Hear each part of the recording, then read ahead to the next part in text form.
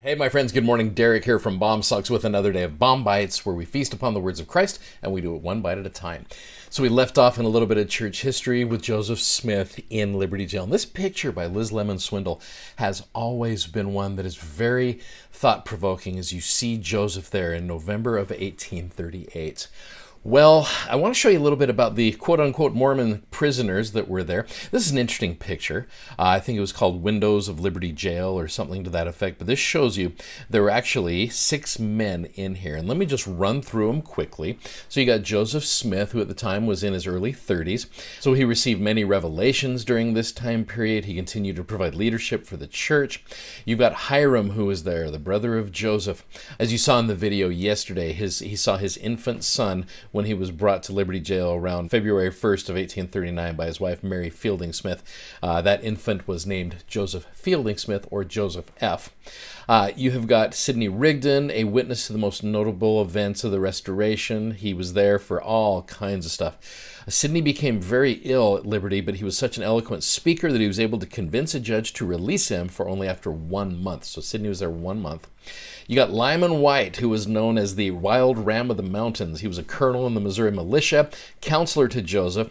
On the way to Liberty Jail, Lyman was told that if he didn't denounce the prophet, he would be shot at the next morning. To this he replied, "Shoot and be damned."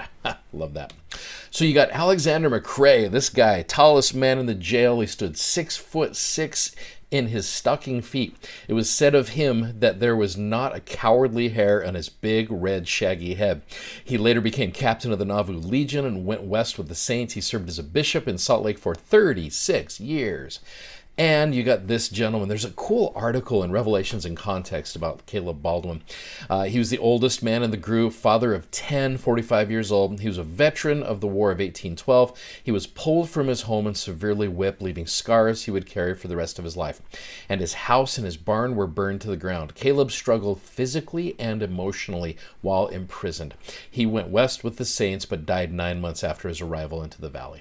So from this point on, I want to turn the time over to, because that's what we do sometimes, to someone with a little bit more credibility than me. So Jeffrey R. Holland gave a CES fireside for young adults called Lessons from Liberty Jail. I guess as we're getting ready to study these sections for the next couple days, he gives some great context and he gives a great application. So watch this. The jail, one of the few and certainly one of the more forbidding such structures in that region, was considered escape-proof, and it probably was. It had 2 stories, the top or main floor accessible to the outside world only by a single, small, heavy door. In the middle of that floor was a trap door through which prisoners were then lowered into the lower floor or dungeon. The outside walls of the prison were of rough-hewn limestone 2 feet thick, and an inside wall of 12-inch oak logs. These 2 walls separated by a 12-inch space filled with loose rock. Combined, these walls made a formidable, virtually impenetrable barrier 4 feet thick. In the dungeon, the floor-to-ceiling height was barely 6 feet, and inasmuch as some of the men, including the prophet Joseph, were over 6 feet tall, this meant that when standing, they were constantly in a stooped position, and when lying, it was mostly upon the rough, bare stones of the prison floor, covered here and there by a bit of loose, dirty straw or an occasional dirty straw mat. The food given to the prisoners was coarse and sometimes contaminated. So filthy, one of them said they could not eat it until driven to it by sheer hunger. On as many as 4 occasions, they had poison administered to them in their food, making them so violently ill that for days they alternated between vomiting and a kind of delirium, not really caring whether they lived or died. In the prophet Joseph's letters, he spoke of the jail being a hell surrounded with demons, where we are compelled to hear nothing but blasphemous oaths and witness a scene of blasphemy, drunkenness, hypocrisy, and debaucheries of every description. We have not blankets to keep us warm, he said, and when we have a fire, we are engulfed in constant smoke. Our souls have been bowed down and our nerves tremble from long confinement. Pen or tongue or angels, Joseph wrote, could not adequately describe the malice of hell that we have suffered here.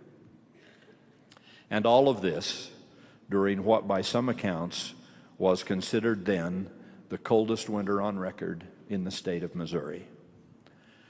It's not my purpose to make this a speech about the sorrow and difficulty these men confronted in Liberty Jail.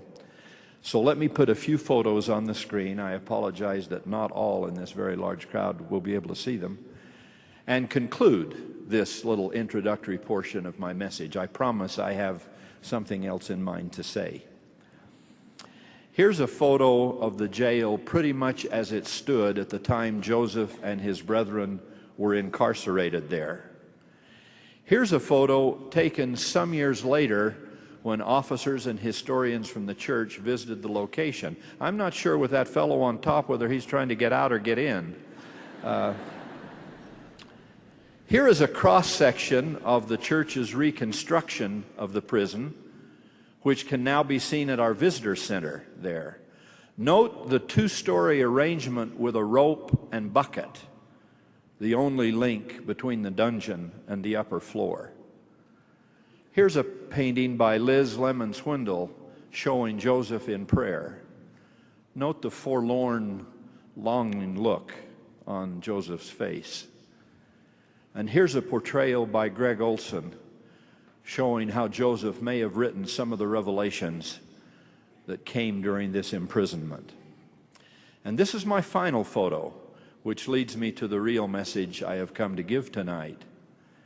Most of us, most of the time, speak of the facility at Liberty as a jail or a prison, and certainly it was that. But Elder Brigham H. Roberts, in recording the history of the church, spoke of the facility as a temple, or more accurately, a prison temple. Elder Neal A. Maxwell used the same phrasing in some of his writings. Certainly it lacked the purity, the beauty, the comfort and cleanliness of this kind of temple, our true temples, our dedicated temples. The speech and behavior of the guards and criminals who came there was anything but temple-like. In fact, the restricting brutality and injustice of this experience at Liberty would make it seem the very antithesis of the liberating, merciful spirit of our temples and the ordinances that are performed in them. So in what sense could Liberty Jail be called a temple? Or at least a kind of temple in the development of Joseph Smith personally and in his role as a prophet? And what does such a title tell us about God's love and teachings, including where and when that love and those teachings are made manifest? As we think on these things, does it strike us that spiritual experience, revelatory experience, sacred experience can come to every one of us in all the many and varied stages and circumstances of our lives if we want it? If we hold on and pray on, if we keep our faith strong through our difficulties. We love and cherish our dedicated temples and the essential exalting ordinances that are performed there. We thank heaven and the presiding brethren that more and more of them are being built, giving more and more of us greater access to them. They're truly the holiest, most sacred structures in the kingdom of God, to which we all ought to go as worthily and as often as possible. But tonight's message is that when you have to, you can have sacred, revelatory, profoundly instructive experience with the Lord in any situation you are in. Indeed, let me say that even a little stronger. You can have sacred, revelatory, profoundly instructive experience with the Lord in the most miserable experiences of your life, in the worst settings, while enduring the most painful injustices, when facing the most insurmountable odds and opposition you have ever faced. So let me reiterate one thing that he just said. You can have sacred, revelatory, and profoundly instructive experiences with the Lord in the most miserable experiences of your life, in the worst settings, while enduring the most painful injustices, while facing the most insurmountable odds and opposition you have ever faced. In one way or another, great or small, dramatic or incidental, every one of us is going to spend a little time in Liberty Jail, spiritually speaking. So with that in mind, tomorrow's episode, we're going to get into the things that are taught there and how you and I can learn from them. Hey, thanks for watching. Thanks for subscribing. And thank you for sharing. Go check out our amazing gospel themed socks at bombsocks.com. See you guys tomorrow. Godspeed. Bye-bye.